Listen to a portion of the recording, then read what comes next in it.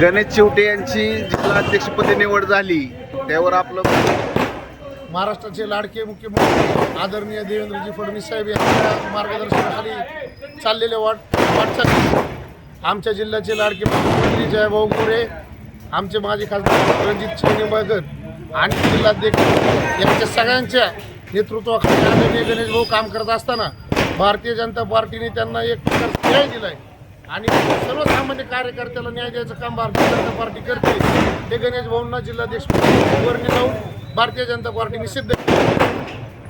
आज जी माहिती मिळाली ती कशा पद्धतीने आणि कोणत्या म्हणजे पश्चिम सोलापूरचं काहीतरी हे झालेलं आहे, त्यामध्ये नेमकं कोणता भाग येतो?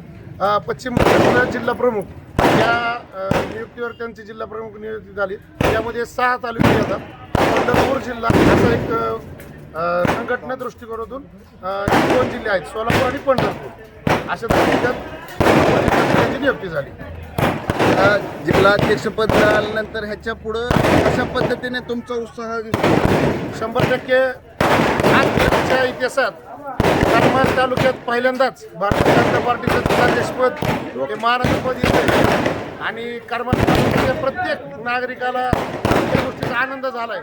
तुम्ही पाहत असताल आत्ताच्या रात्री 9:30-10 वाजलेत आणि कार्यकर्त्यांचा उत्साह काही होत नाही आहे.